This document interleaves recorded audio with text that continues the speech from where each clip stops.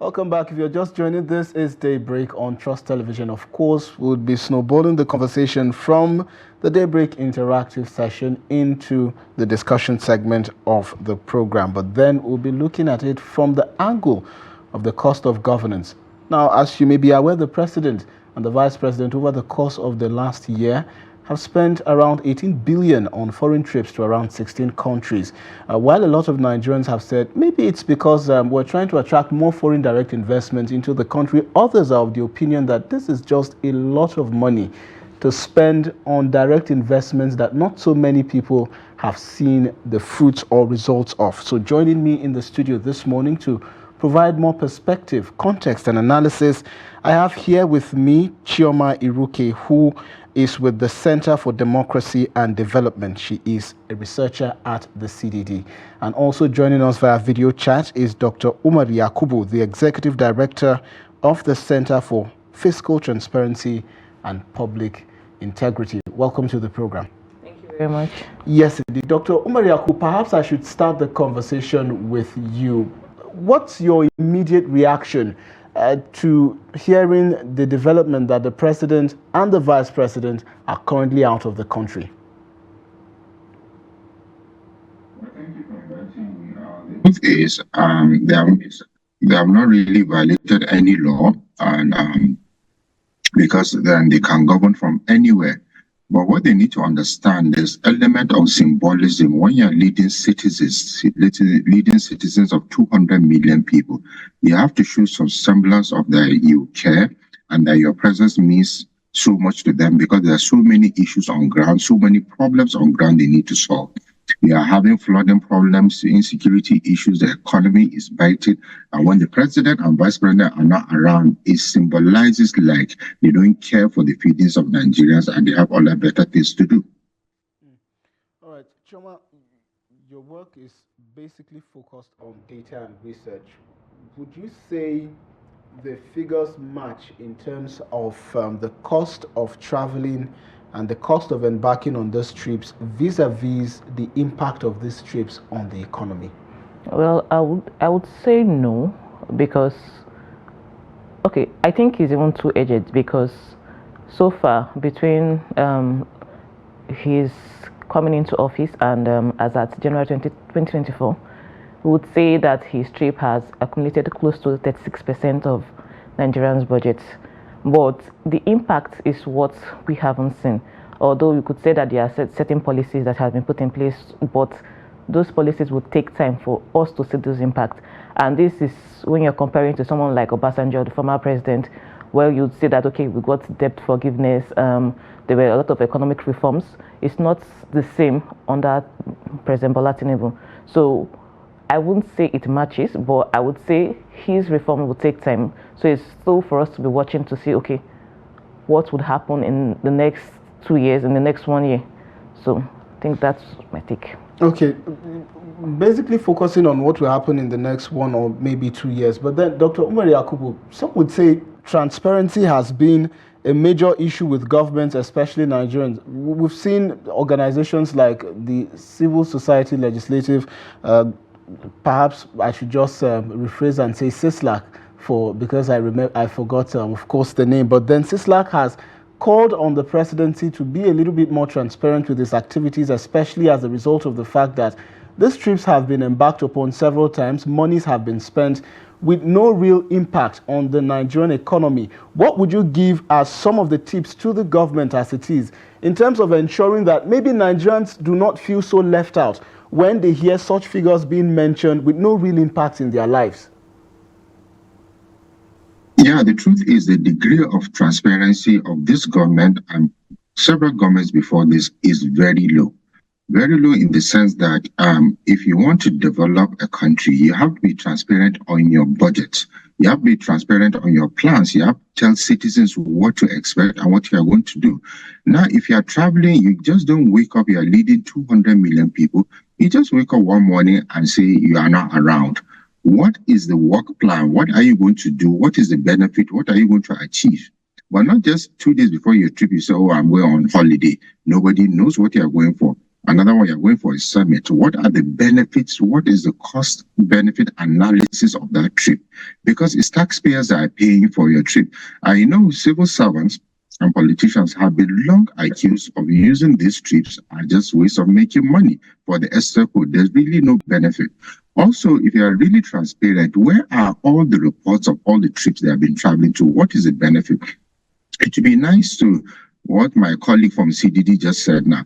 They have traveled, spent X amount in the last 1 year. It would be nice to see how much, what benefit has come to the country. So in the long run, it is safe to say from a civil society perspective, this is just jamboree, that really nothing is happening. People are just traveling. Yeah. All right, then we would go on a quick break now, and when we return, the program continues. Do stay with us.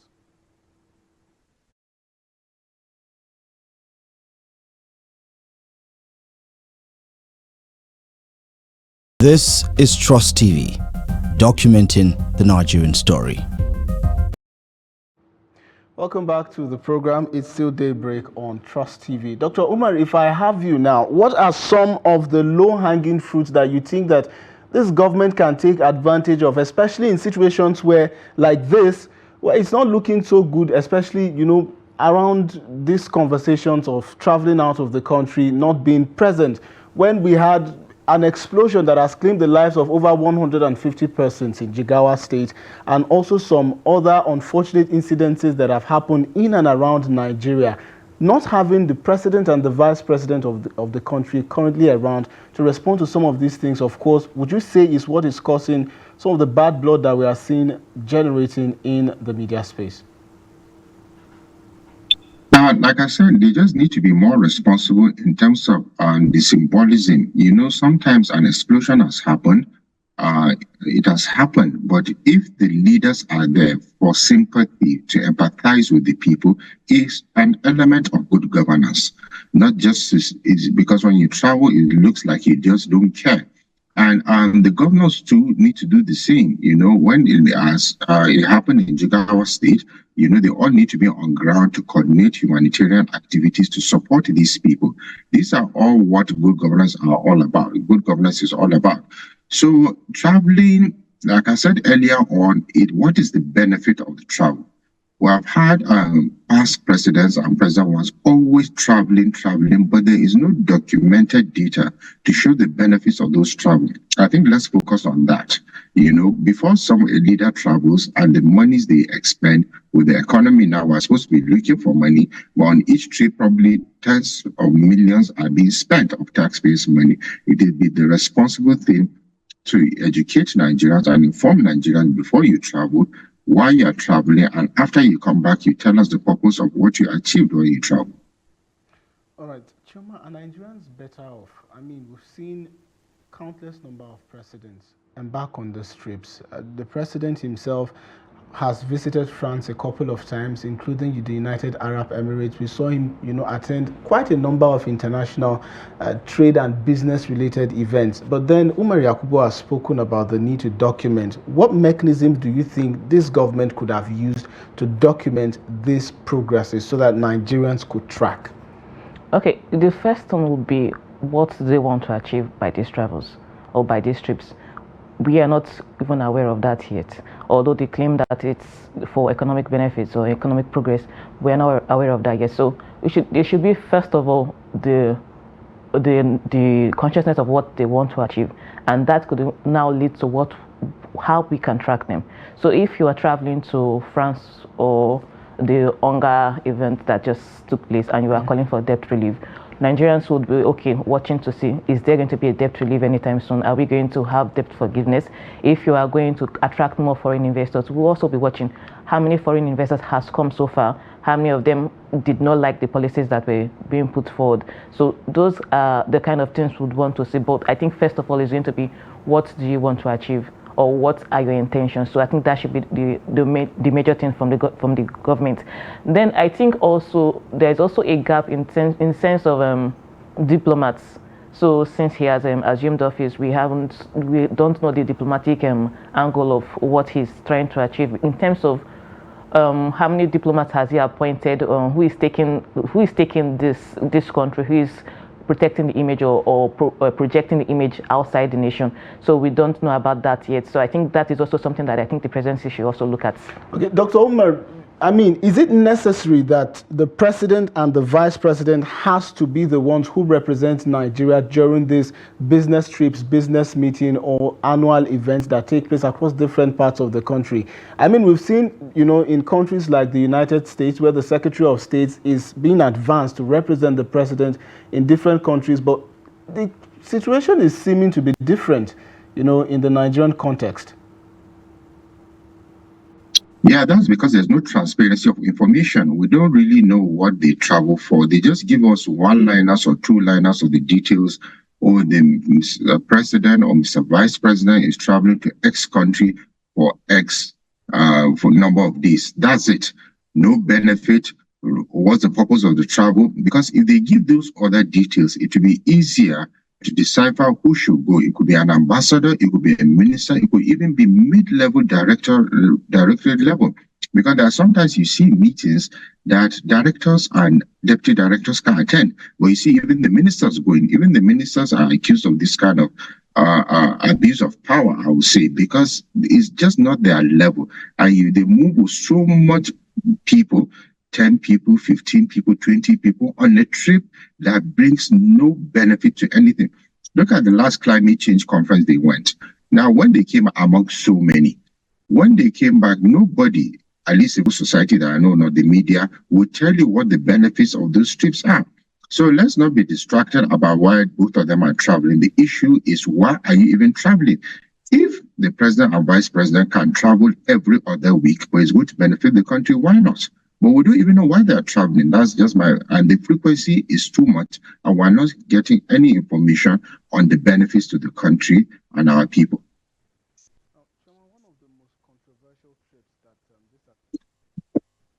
in recent times, of course, was the climate change COP20. Of course, I know you were going to smile the moment that I mentioned it, but then, how can Nigerians track such trips in terms of real impact in their lives? I mean, 18 billion for 16 trips is a lot of money. And are there ways that the president can slim down his entourage, if possible, if he doesn't have to go? Like Umar Yakubu was talking about, situations where you see even deputy directors go outside to represent Nigeria. We have a minister of foreign affairs. Why don't we see these people, embark on these trips rather than having this large flamboyant entourages following the president every time?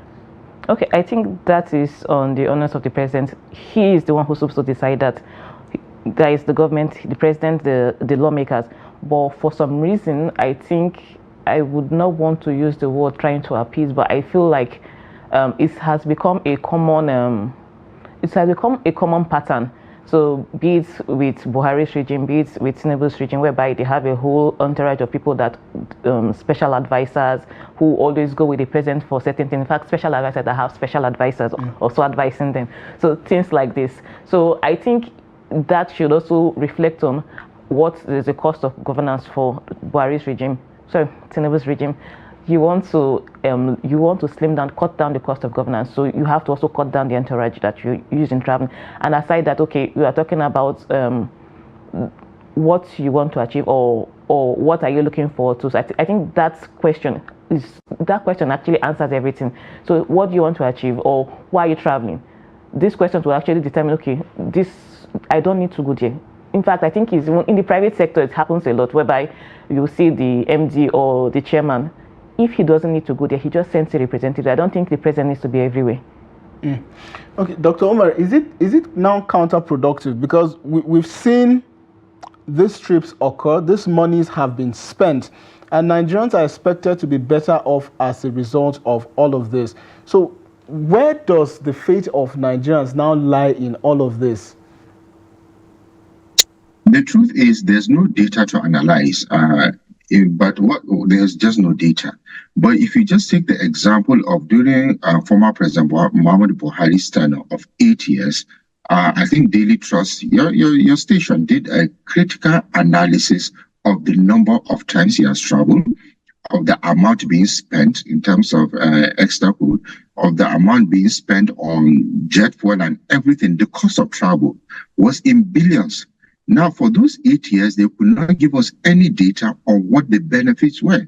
Like in your introduction, at least during Obasanjo, we could say, okay, we got debt relief. And the debt relief wasn't really Obasanjo, it was Ngozi Okonjo-Iweala. That was a minister that was doing it, not the head of state. But for Buhari's 8 years, there was really nothing. Even if there is, we are not aware. Now, the same trajectory is happening now. 1 year down the line, a lot of travels, but we don't know why they are traveling. That's just what we want to know. Like I said earlier on, if the traveling has benefits to the country, why not? We have not had debt relief. They are focused on foreign direct investment. All the governors, they have been traveling for foreign direct investment. Go and check. Do you have $100 million worth of foreign direct investment? Or let me just increase it to say 500 in the last 8-9 years. The answer is no. It's not even up to $500 million across Lagos and Kaduna and a few other states. But when you see the amount of traveling cumulatively, is probably more than that. So this is a problem we have in this country. And lastly, what they need to understand is when you fix your country, you fix your security, you fix the corruption problem of bribery, people asking for bribes everywhere, you fix the environment, investors will run to you. You don't need to go and beg anybody. But I don't know why we have this very poor culture of going to go and so-called beg for investors. There are over 200 countries in the world, and you have investment destinations. Why are people going there? Economic stability, security stability, and people are friendly. Nobody is going to defraud you. Nobody is going to ask for bribe from the airport. Nobody is going to ask for bribe when you are registering your company and all those mining licenses. These are the things that needs to be done internally instead of wasting taxpayers' money to be traveling for super foreign investment. But Dr. Umar, don't you think that the president may be chasing shadows, especially with the saying that if you want to travel out, perhaps you should put your house in order first? Talking about the house, Nigeria, there's a problem of insecurity, there's a problem of corruption, of course, in the system, which has one way or the other militated against the development of infrastructures in the country. Some would say Nigeria is not a favorable enough business climate to attract this foreign direct investment. So would you now say that Nigerians are spending a lot of, or the government as it is spending a lot of taxpayers' money going and embarking on these trips, knowing full well that Nigeria may not even be favorable enough for these foreign direct investments to come in? Yeah, like I said, if you get the data now, and I'll just take the last 8 years or 9 years of the cost of travel by the presidents and the governors, 36 of them. Daily Trust has the data. When you do that, compare it with the amount of foreign direct investment that has come to Nigeria, you see it's a net loss. So what means that it does not make economic sense to continue traveling. What countries do, and the data has shown it has been successful, is to fix your house internally and people will come and invest in your country. Secondly, is even misdirection to continue insisting on foreign direct investment. There is enough investment within Nigeria if the right things are being done. We are 200 million people. We have land. What we need is security, power, and the right economic policies, and Nigeria will thrive. So it's also a distraction when you see governors always traveling to go and bring foreign direct investment. They will have bags here. There's cash. There's a lot of cash. What is the obsession about going to foreigners to bring in their capital? There's capital here. We might not have the expertise. I agree. We need to develop it over time. But if we fix internally, every other thing will fall in place. Okay, thank you so much. Chioma, would you now say that all of this has happened and Nigerians, have one way or the other waited to see some sort of impact? Well, there's been so many of them, so many of these trips. The last or the most recent that Nigeria would say they've sort of heard or seen some impact would be the last time that Nigeria got a loan from China. So what else has been the benefit from your own perspective and from the data that you have? Okay. So far, aside that loan, I can't say that we have seen any significant benefits. That is probably because what Nigerians, now I'm speaking on the point of Nigerians, the ordinary Nigerian, the ordinary Nigerian would want, okay, fuel is on the increase, where subsidy has gone up, but in terms of exporting, we have not seen any serious impact on that. Oh, sorry, exporting, not importing, exporting. We'll talk about, okay, the cost of living, inflation. Inflation is still on the rise. It's really on the rise. We'll talk about foreign exchange is also on the rise. So we have not seen any significant improvement in these places.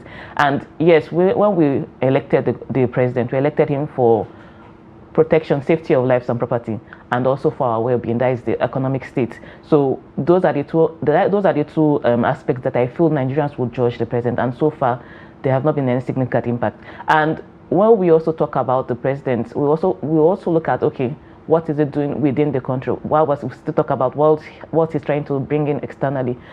Currently, the nation's budget for 2025 is still in discussion. It has not been passed to the lawmakers because it needs the president's signature, and the president is nowhere to be found, and so have been done 4 months ago. So we are looking and we are counting down to the end of 2025, and we don't know whether he's going to come back anytime soon, or if the vice president is coming back anytime soon. The vice president said it's 2 days, but obviously we don't know about that yet. So I think these are the things that we are looking at. Then we're also looking at in terms of food. Now I know that he has given the directive to the Minister of Information to negotiate with Labour on terms of the price of food, but we all know how this conversation usually goes. It's never resolved in 2 days, 3 days. It takes weeks, sometimes months to do that. So Nigerians are actually looking at, okay, the benefits of these travels is how is it impacting on them, the everyday Nigerian, their cost of living, the cost of buying food, the cost of healthcare. So those are the impacts that the ordinary Nigerians are looking at, and so far it's not been productive. In fact, it's on the increase, it's on the rise daily. Dr. Umar, some would say that Nigerians feel the impact of living in Nigeria everywhere they go and everywhere that they turn, whether it's the cost of commodities in the market or the cost of petrol, or it's watching their TV screens right now and seeing that the presidency has spent around 18 billion on 16 trips. Now, suffice to say that you were the president of Nigeria. How would you address some of these issues that we're currently bearing at the moment? Yeah, but before I answer that, like I said, you came in as president. You made an economic argument on why you needed to remove subsidy, because it was wasteful and there was a lot of fraud, there was a lot of corruption. You also made another argument weak in my own position of the currency needs to be, I'll call it devaluation, because don't say you want to have the dollar and the naira need to be at the same level. Well, when you took these policies, it drove your inflation to over 30%. Prices of commodities doubled or tripled. And wages were not increased. All the economic problems we have here, you push like 20 to 30 million more people into poverty because they're in the SME level. So all their savings were wiped out.